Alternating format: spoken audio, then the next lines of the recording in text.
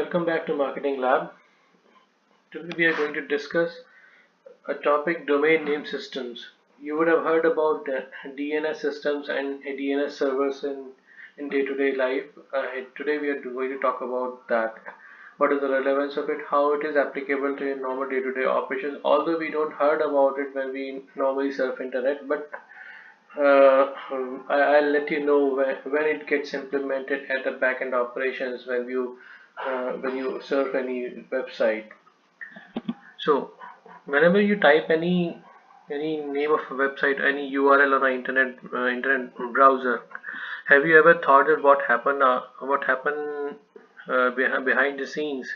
How internet exactly infer the exact address what you want to visit, and how it gets loaded on your browser. So it happens actually with the help of this domain name system. So it's basically a system which helps browser to finding the correct address what you are looking for.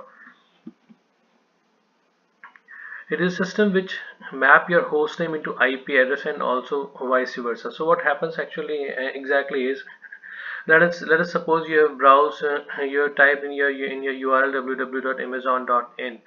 So Amazon.in is not a machine language. It will not be interpreted in a similar fashion at you understand at your level, at a human being level. So to convert it into a machine language, it has to be translated into IP address. So that conversion happens with the help of domain name systems. It map host name to IP address and revert back with correct IP address to you. That is what client has asked. It's a client server paradigm which uses TCP/IP protocol. It's a transfer protocol which internet is using for transferring data from one system from source to destination.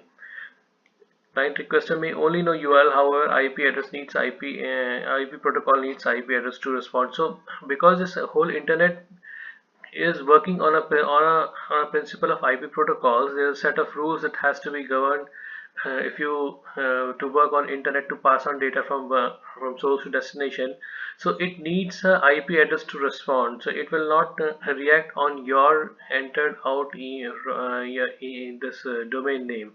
So it has to be translated. So this translation happens to takes place with the help of domain name system. So now we'll discuss in a nutshell how this DNS functions. And let us suppose you are browsing on the internet and you have just typed google.com. This google.com will straight away go to DNS server. They will interpret it what google.com is. It translates its corresponding IP address and gives you back that IP address to your machine, that is client.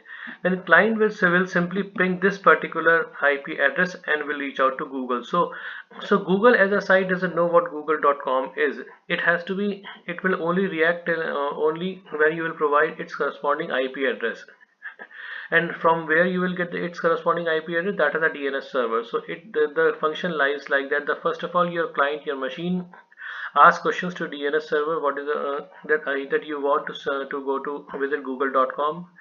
DNS server will reciprocate with corresponding IP address of google.com. Then your client will look for that particular IP address to go on site address of google.com. So how does it actually happens? It's always it is obvious that we can understand that there would be somewhere mapping at the back end that this name this particular IP address will correspond to this particular domain name. So how does it actually happens? In the initial days when we don't have that much internet available and we don't have that much domains available, it was simply a two-column structure of a file where name and address are mapped, and the client simply ping the name and the corresponding IP address will get in return. You can also check this activity while using IP config in your run command. When you will just type it in your run command IP config. Just try to ping google.com and you will receive a corresponding IP address of google.com in your run command. That is a black screen, you will get it. So the packets, you will also find packets receive and send. So that is a two-way communication which is happening. So basically it's not a google.com which is reciprocating. It's that particular IP address which is responding to you. because you know only the domain names like google.com or amazon.com, so you will obviously will enter those names, but those names will get translated into IP address with the help of DNS servers, and corresponding IP address will respond to you. So as the internet becomes big, there are so many domains available now on internet. So it has to be some way that this information will get decentralized, and there has to be some way that the complete routing of this domains becomes easy. So what it has been done is nowadays is that the information of different domains is distributed among different servers available in different places. The host will contact any server as per its availability and as per the routing logics. And with this, we have introduced a new approach called hierarchical namespace. Namespace is nothing but an approach by which you map different domains to the correct root. For an example, we have a biography books.flipkart.com. So here you need to reach out to particular name, that is biography, but biography of subdomain books of domain flipkart.com. So here's a first of all, the how this is how the structure lies. The root will first contact com. .com is a first level server, then it will reach the Flipkart, then it will reach the books, and then biography. So this is the way out. This is the complete structure how it get distributed. The names will be defined in inverted tree structure rooted from the top. This complete tree, which it gets mapped on internal hierarchical model, it can only have 128 levels, which is 0 to 127. Root will always be 0 level, and each of this node will have their own defined labels. So it's a more clear distinction of how it actually works. We have a root server where our client pings. Whenever we enter any URL in our browser, that our client pings to this root server. This root server will find a nearest server or the corresponding server for our main domain, that is .com or .in or .edu. So here we have example of edu servers, in server, and US server. It can also be a .com server.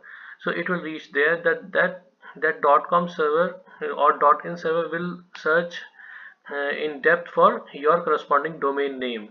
It will respond with all available domain names, including your asked domain name. For an example, we have tried to search for amazon.in.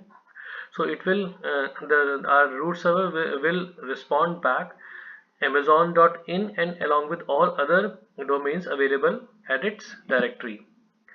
Now how does it actually happen? It actually happens with the help of different components in DNS server. The first one is DNS Resolver. It actually helps to translate your hostname into IP addresses. Its function is just to translate translate your human readable domain names language into machine readable IP address. Domain root server, it is the exact top level server from user query like .com from amazon.com.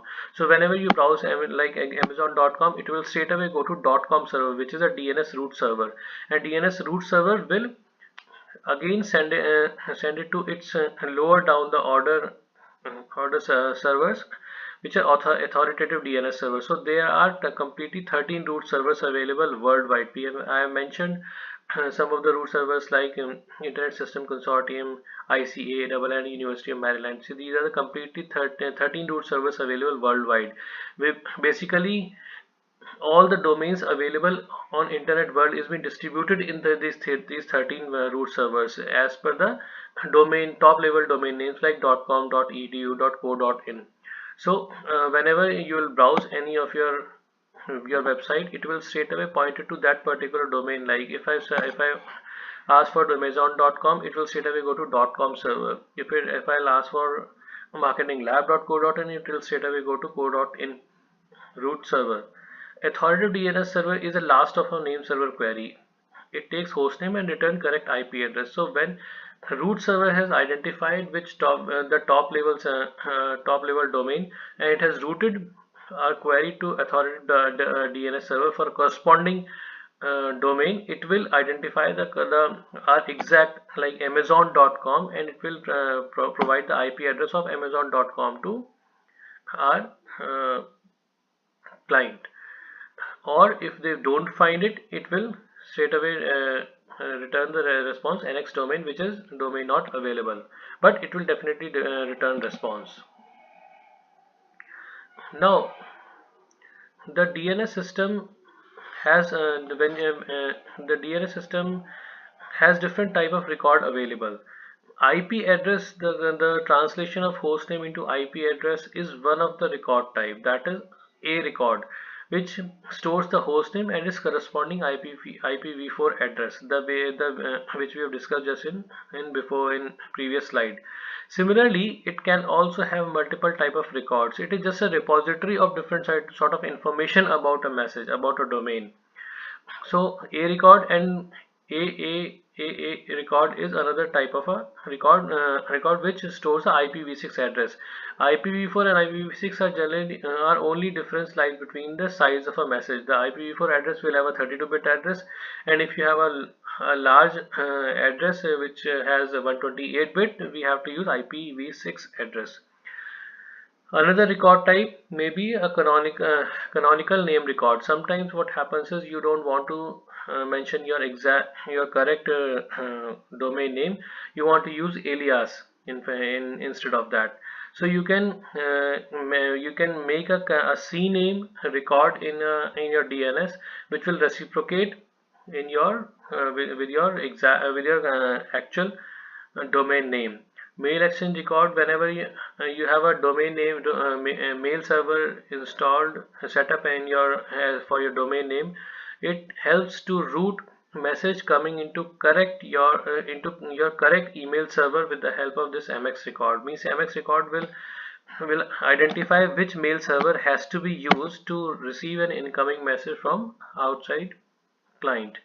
Name server record, which it specifies the DNS zone, which DNS server it will be used. Either it will be .com or it will be .edu.in, and it also have a corresponding authoritative name server, which is the lowest level of domain servers.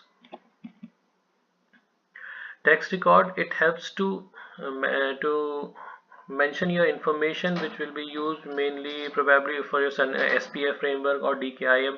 It is mainly used for validating your record. If your email or if your message is coming from authentic source, so you can mention details. You can mention details of your if an encrypted message in this type of text record, and the receiver will decrypt your message and identify that your message is coming from authenticated source.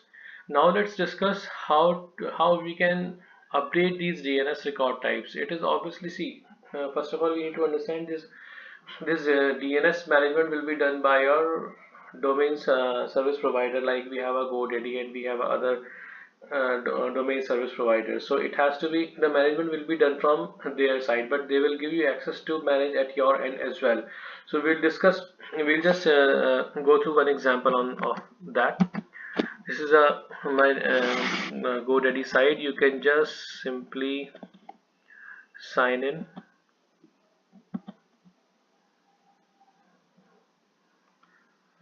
Okay, let me connect to internet.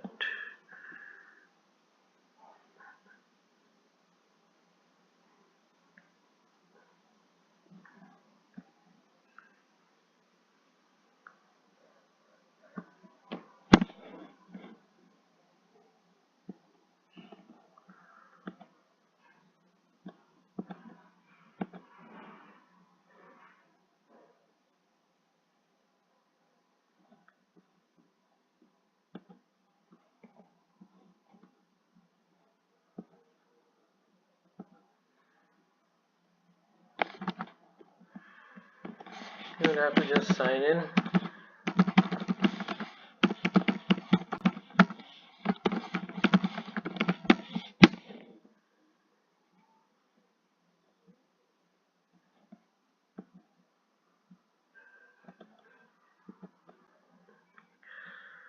When you will go to your home page, you will find a screen. You will have to go in DNS.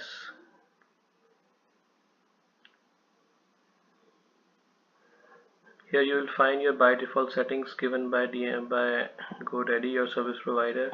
Here you can see the record type like A, CNAME, NS, and SOA.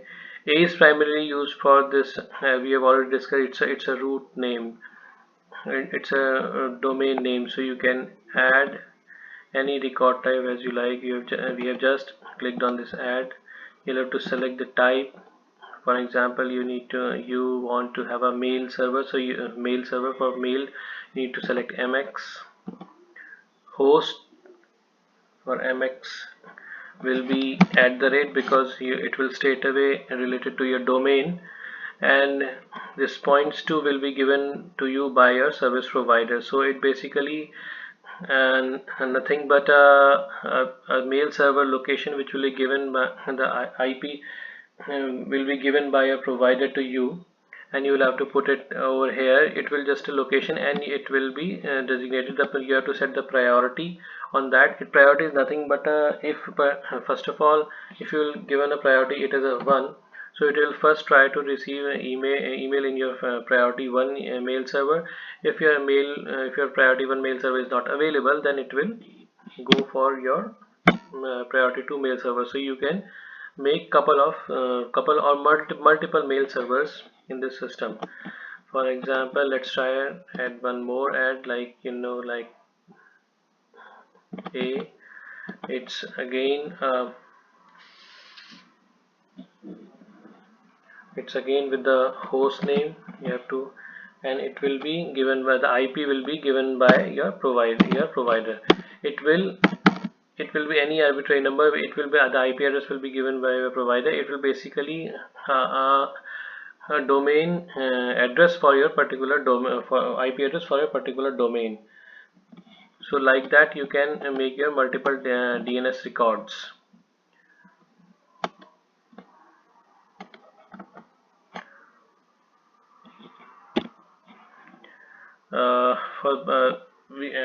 Just for this part, so in this particular video we have not gone into depth of the DNS systems, but we have tried to understand what DNS servers and what is their utility. So it's basically nothing but a translator which translates your human readable statements like your domain www.godaddy.com into IP address, which is a machine learned language. It translates to that, so that your client will receive a message, can reach to the correct destination, your host name.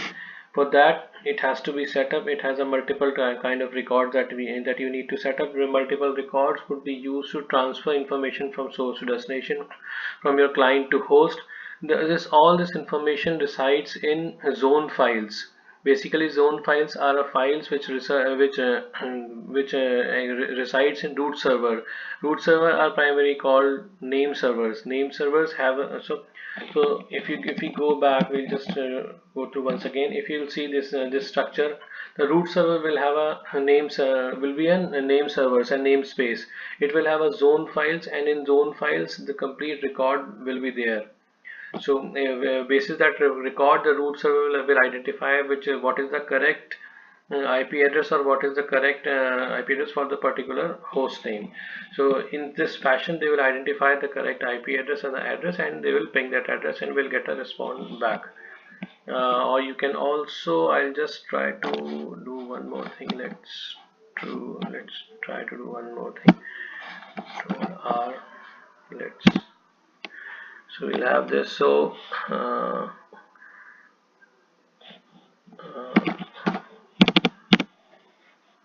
just try to ping.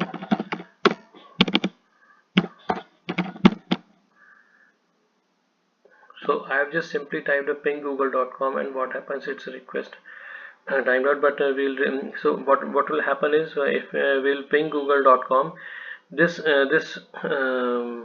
request will go to DNS servers, and DNS servers will translate this google.com into particular IP address. So ping statistics for 2404.168.0.0. So this is a particular IP address for google.com. So we have pinged for google.com. Our DNS servers has given us the IP address for corresponding google.com, and we have received a message. We have tried to locate this particular domain host name. So this is what happens at the back end. Whenever it's just an example, you can see your run command as well. So it is you can see it's the translation. What happens is due to the DNS server, the domain name systems. So this is for this. That's it for this particular video. Please shoot me with the questions, and I'll again come back with different videos. Thanks very much.